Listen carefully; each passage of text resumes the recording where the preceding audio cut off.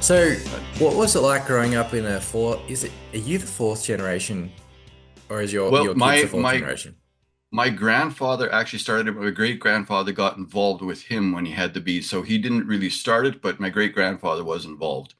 But so technically third generation. Okay. And I guess my father broke off from my grandfather fairly early and started his own thing, not simultaneously, but shortly after. So I mean, it's been in my life the whole time. I don't know anything but Yes. bees, other than my forays as a young man into other worlds, because you can't just follow your father's footsteps. You have to do something else. hmm So, So, is he still in the business? no, he passed away in 21, I Oh, believe sorry it to hear was. that. Yeah, us too, but he's in a better place. So, Yeah. What was his name? Norman, Norman. Yeah. Norman Bartel, yeah. So you worked with him when you were a kid. Yes, yeah. Yeah. So what was that like? You know, now as I'm getting older, I realize that there's a lot of times like there's a lot of things that you pick up on. I wouldn't use osmosis as the right word, but it's just by watching, right? You're curious about what he's doing and you follow in his footsteps and you watch what he's doing and you learn those types of things. But you also realize that there's a lot of things that I should have asked him, and dove into more with him to try and find out some of what he was thinking when he did things, those types of things, rather than just assuming his knowledge. I just rather like, actually have asked him. So I did. I know when he had cancer. So in the last couple of years of his life, I did actually stop. I took my video cameras and recorder down to his place. I asked him a lot of questions about his growing up and the early days of importing bees and stuff like that because I wanted some record of his life in beekeeping and imports and that type of stuff. And that's the imports is really where him and I connected as adults mostly because I was taking over that side of the business.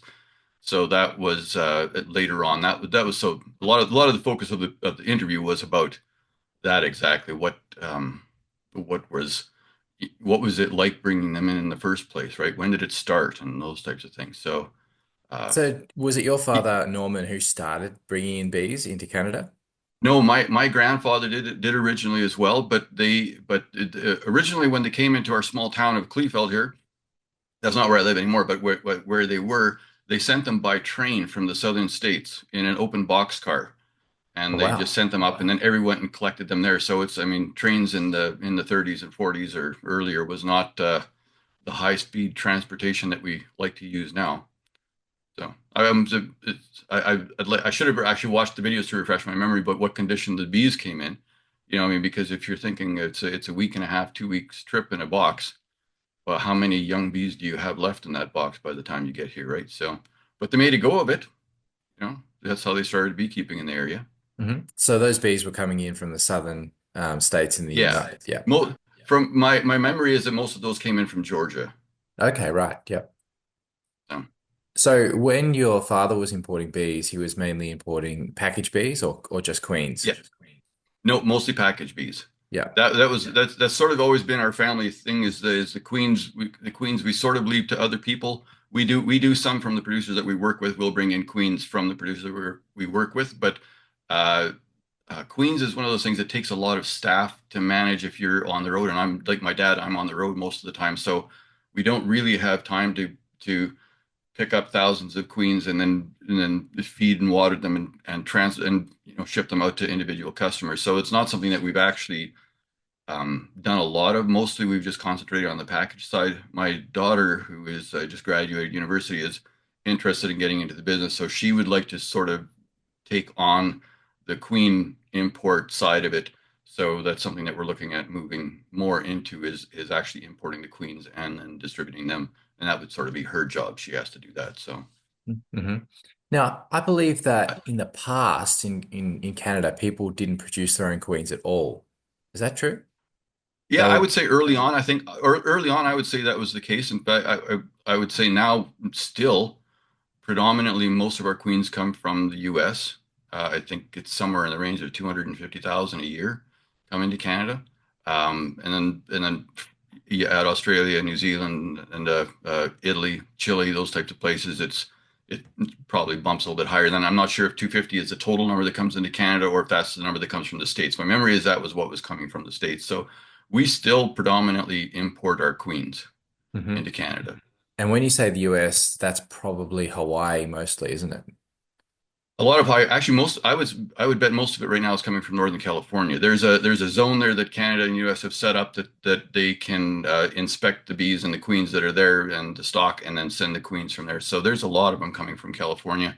I think we do get quite a few from Hawaii, but some of those, now I'm not 100% on my history here, whether or not some of the companies that are in Hawaii also have outlets in Northern Australia, so that it's less expensive shipping from Northern California than from Hawaii, obviously. So, um, and there are some partnerships, I believe, but I'm not sure what the actual involvement is between them. So, Hmm. So mostly you've got queens coming in at the start of your season, which is the end of the season for people in the Southern Hemisphere. right, Yeah. yeah, Yeah. So coming in from New Zealand, Australia, and Chile mostly. yes, and Italy is starting. Ukraine was, but Ukraine Okay. basically because of tropicalaps is it's in the country now, so that they basically even last year we weren't able to get permits for Ukraine. Right. Yep. So, but Right. Italy and now tropicalaps is in Europe, and we don't know how many years we have left with Italy. So we'll see how long that goes. But we want to work on some kind of project where we can import genetics prior to borders being shut, so that we can use their genetics for breeding here in Canada. I'm a big proponent of the best the best queen you can get are the ones that are bred in your environment, so that if you can if you have a stock with whatever you have brought in for genetics, and you can create a bee that works well in your environment, that's probably your best queen to work with, because that's obviously it works in your environment, right? Environments are vastly different. Even from my brother's place 45 minutes away to our place, there's a often a 2 week difference in the spring nectar flow and growth, where the pollens and the nectar sources are different from in 45 minutes. The environment is just that different within a short distance. So you have to, it's ideal if you can get queens from your own operation or from your own local area. That's my personal belief, just because you're probably getting the proven thing for your environment. So, but obviously, if you can pull genetics in, I think like a little bit of the buckfast idea, where you bring in genetics from all over the world and try and create a better bee for your environment, that's a good thing. Mhm. Yeah. Now, I think most of us are familiar with the fact that when queens are sent, here in Australia, I believe it's the same process as in the US and Canada. If they're sent within the country, they're packaged up, taken to the post office, maybe one day, in some cases 2 days, received by the beekeeper. What's the process like for bringing queens from the other side of the world? Very similar, just longer. Okay. But you almost, um, in all of the cases that we work with the queens, we have it's direct with the airline, so they're dropping them off at the airline, or um, creating the shipment and working that way. We're not using like a postal service or UPS or anything like that. It's almost always direct from the producer to us as a receiver, via the airlines themselves. So that way we have a little bit, we take a few steps out of it, have a little bit more control. Mhm. Still not always successful. Airlines have a tendency to do their own thing when they want to, and that's probably where almost I would say from when we receive packages that have been packages or queens that have been handled very well by the airlines, the condition of those meet the standards that the producers claim that they should. Whenever we have questionable airlines where the heat has not been there, the airflow hasn't been there, the CO2 has gotten too high, or they've gotten too cold, that's where we end up with not having the best results in the queens or the packages. So our biggest holdup is actually the airlines and the transportation itself. So but most of the time it's the queens and packages were good when they left. They just received damage. Hmm. So I suppose the queens can't actually go in the cargo hold in the planes. They can as long as they're temperature controlled. Okay. Like there's like mo like the they can't be in the cooled compartment. They have to be in the room temperature compartment. So, and some planes will have both. They will have both a cooled and a room temperature uh, compartment, room temperature. That's not quite the word, but basically where you'll put your pets and those types of things will be they'll be in that compartment rather than in the one that's left without air, any heat at all, and those get to close to zero. Hmm. So from when they're packaged up in, say, New Zealand, how long Yeah. does it take before they can be put into a hive in Canada? Realistically, they will package them. Let's say they'll package them on a Wednesday. The flight is on. I mean, again, because you're dealing with the time change, but they would typically be here on our Wednesday. So they would cage them on a Wednesday. They would ship them on the Thursday. We would get them on Thursday, and they could be in the hives by Friday. And in Right. some Okay. cases, even Thursday. We have received them basically here in Winnipeg and been able to put them into hives within 48 hours of them being caged. Well, that's fantastic. Yeah. Yeah, So it that's can happen, and that is what they all strive for. That's when you're doing a lot of queens, that becomes a little bit more problematic. If you don't have the staff to cage 1,000 queens or 2,000 queens, then that obviously becomes a problem because now some of those queens will have been in their cages already for 2 days before shipping, right? Just because you don't have the staff to cage that many in one time. So.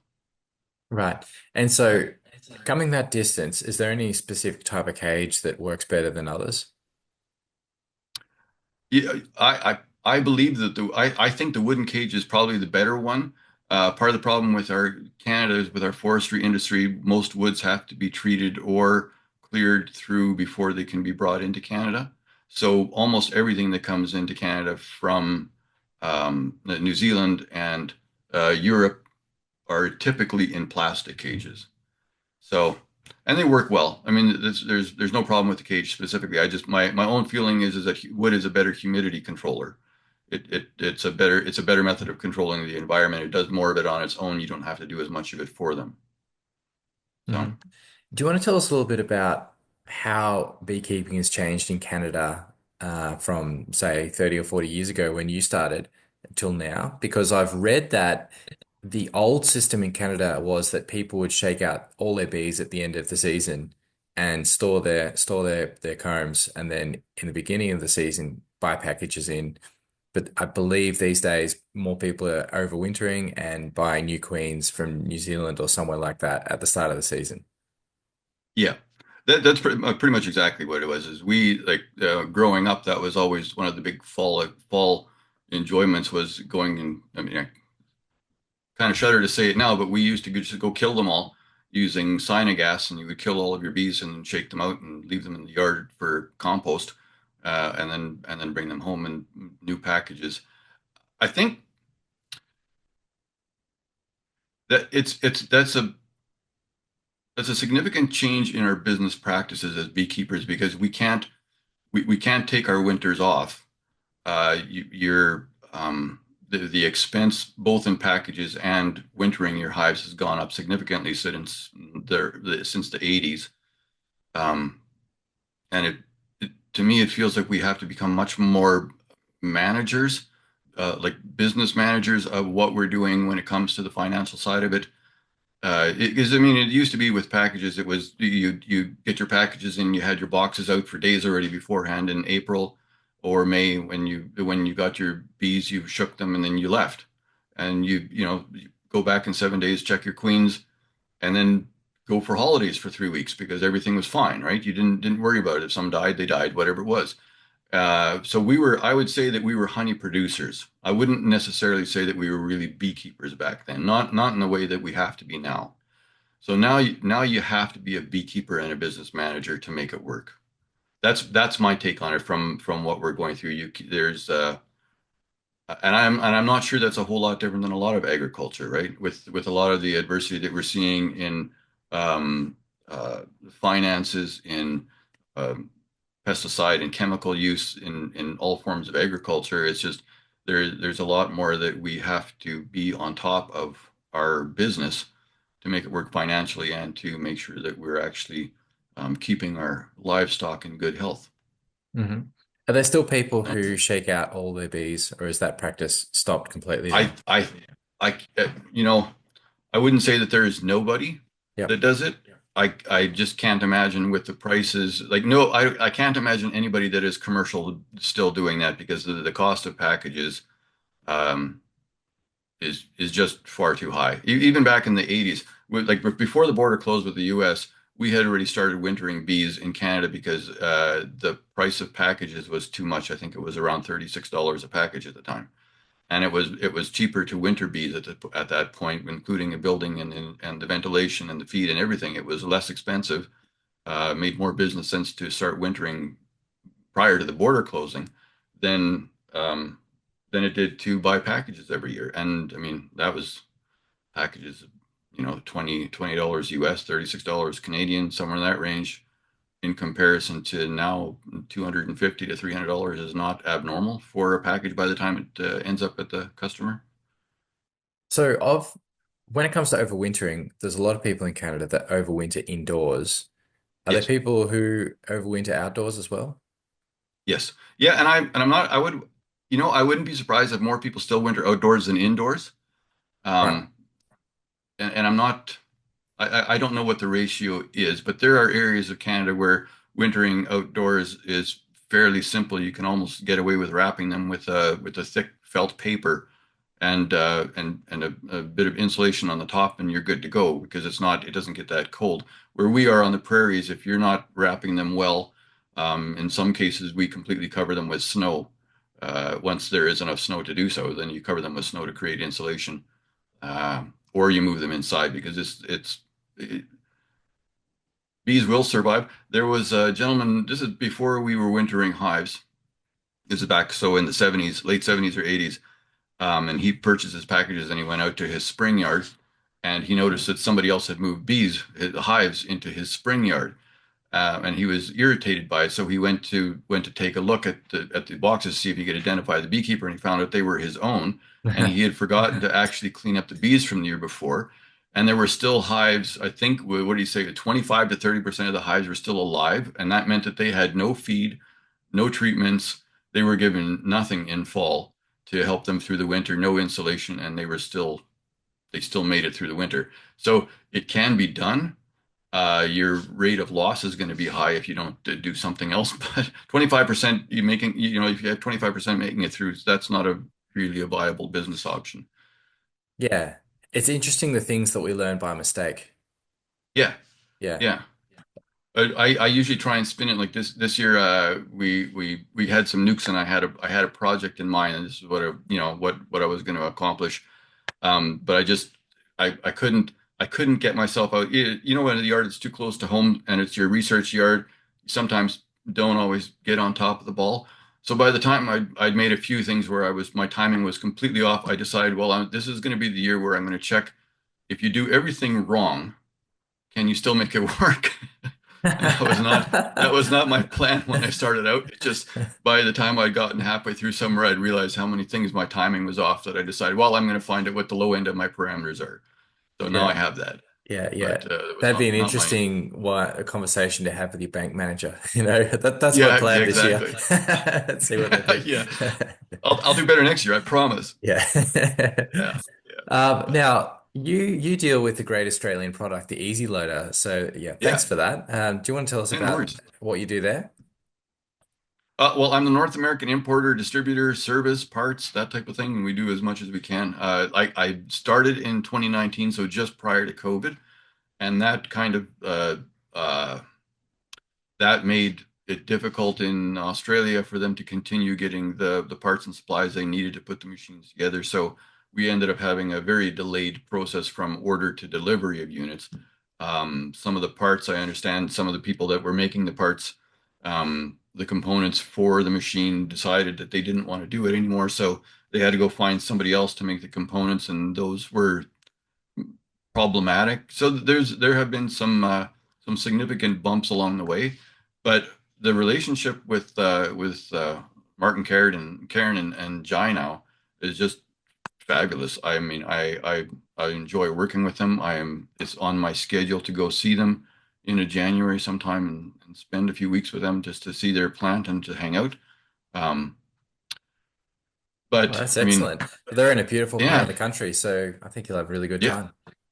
yeah. That's what I hear. So I see pictures and stuff, but it's nothing like being there for real. So, how are you Excellent. located near them, or no, No, you're no, not. no, no. They're up north. You're in. I'm down in the southern states. They're up north. Okay, okay, So yeah, fairly long way away. But right. yeah, same country, big country.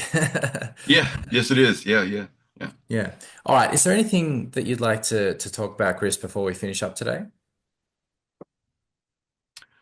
I don't know. I I think for myself, the biggest takeaway when I look at bees is how resilient bees are, not individual hives, but the bee itself in what it can deal with adversity, whether it comes to climate, environment, beekeeper errors, diseases, those types of things. It's an interesting critter in how well it can manage its way through things over time.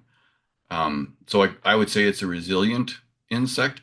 And I think as beekeepers, we need to have that same level of resilience when we're moving forward into the future of what bees is going to be, and whatever is thrown at us, we need to learn to roll with it and keep moving. Otherwise, we should go get a day job. Yeah. And most of us don't do it because I think most of us do it because we like the lifestyle. We like the bees. That's the thing. So, Hmm. Well said. Well, all the best for the upcoming season and fourth generation of the family starting soon, as you said, with your daughter. yeah, yeah. And So, my nephews are fully involved in the farm side as well. They're in their 30s and they're sort of almost managing the field. So they're out now doing some work in my shop. oh, excellent, excellent. All right. Yeah. Well, all the best for the family moving Thank you. forward into the fourth generation. What's your daughter's Mm. name? Kezia. Kezia. So all the best with Kezia and her queen business moving forward. Mm. And thanks so much for being on the show today. Well, thank you for having me. I feel honored with the guests that you've had. It's an honor to be included. I appreciate it.